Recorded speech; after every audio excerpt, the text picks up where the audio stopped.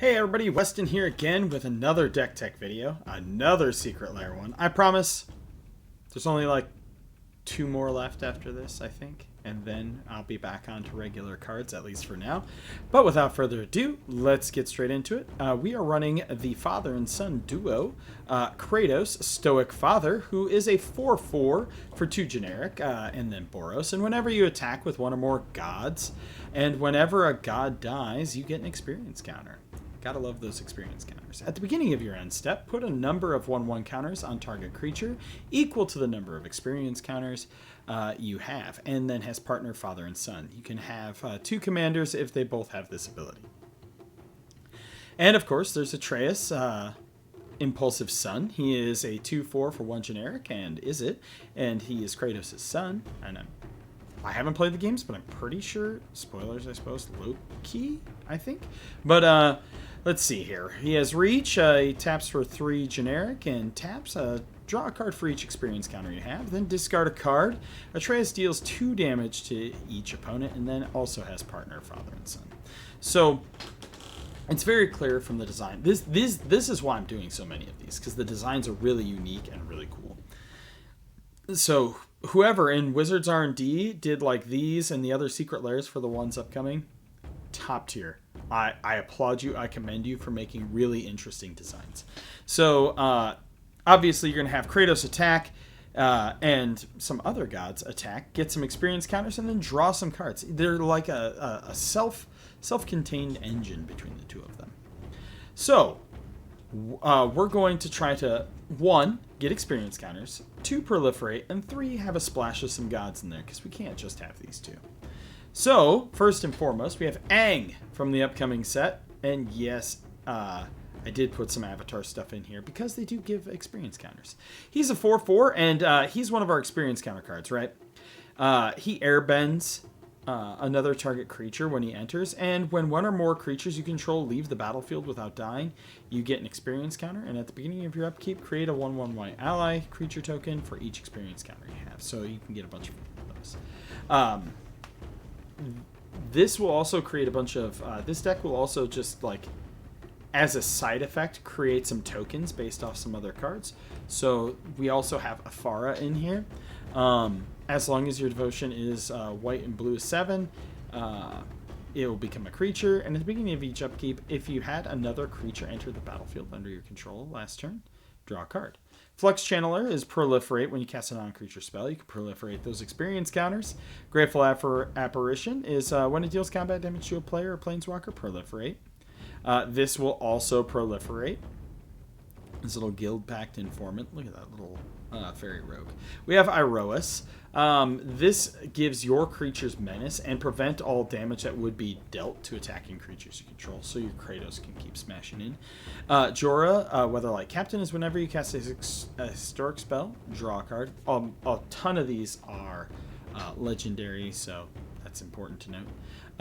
Kalemni, Disciple of Eros. I apologize if I didn't get that name right. Double Strike Vigilance. Whenever you cast a creature spell, convert a mana cost 5 or greater, you get an experience counter. And Kalemni, Disciple of Eros, gets +1/+1 for each experience counter you have. Katara, whenever you cast a spell during your opponent's turn, you get an experience counter.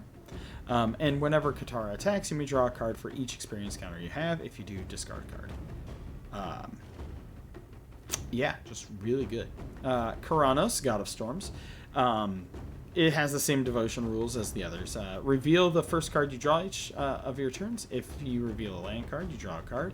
If you reveal a non-land card, it deals 3 damage to target creature or player. We have Kilo, Apogee Mind. When it becomes tapped, proliferate.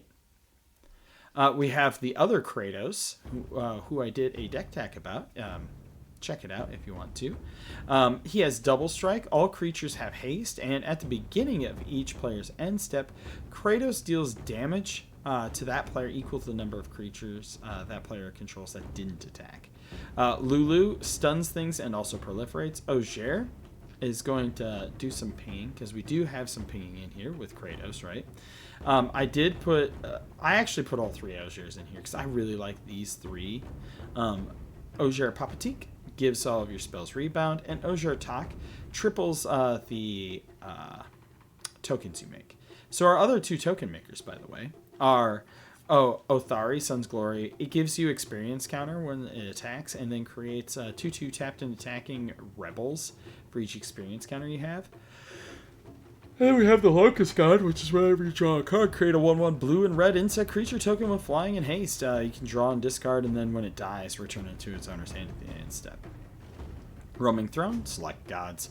Tekethal, if you would proliferate twice instead. Spark double, clone one of your things and make it not legendary. And then we have Venat, Heart of Hydaelyn. By the way, I would spark double Kratos, personally. I didn't even know this card existed till I was searching for gods on Scryfall. And whenever you cast a legendary spell, draw a card, and then you can exile a non-land permanent and transform it, and it becomes this thing. Hydaelyn the Mother Crystal. I don't even know what Final Fantasy game this is from, but it has Indestructible. And at the beginning of combat, on your turn, put a 1/1 counter on another target creature you control until your next turn. It gains Indestructible. If that creature's legendary, draw a card. So you can give your combat gods Indestructible. For sorceries, we're only running 8.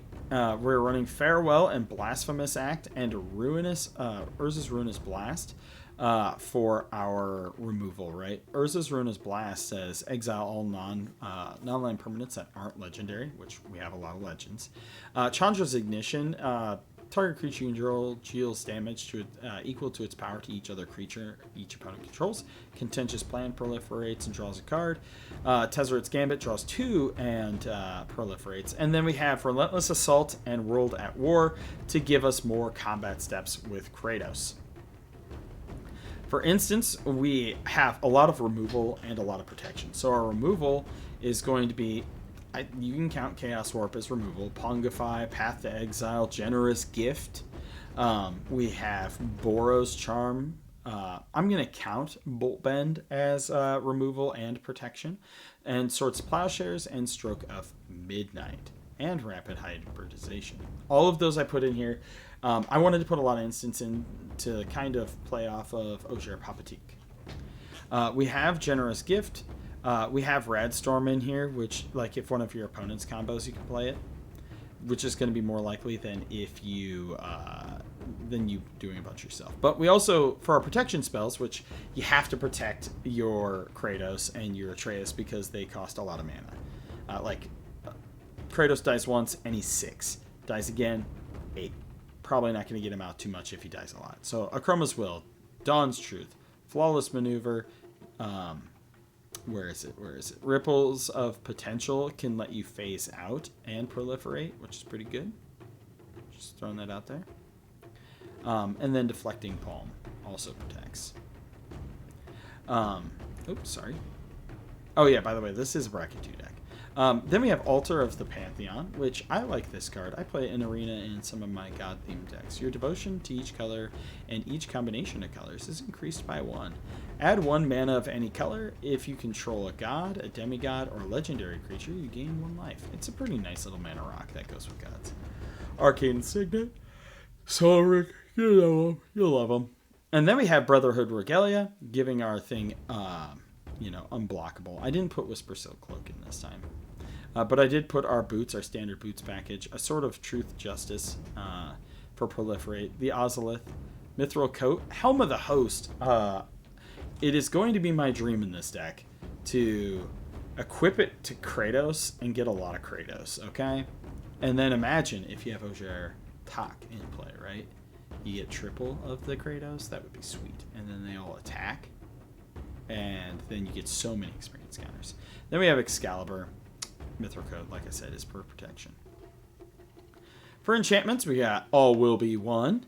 We have Imposter Syndrome, which is create a non-token creature you control deals combat damage to a player. Create a token that's a copy of it, except it is legendary. Extravagant Replication, which is at the beginning of your upkeep. Create a token that's a copy of another target non-land permanent you control.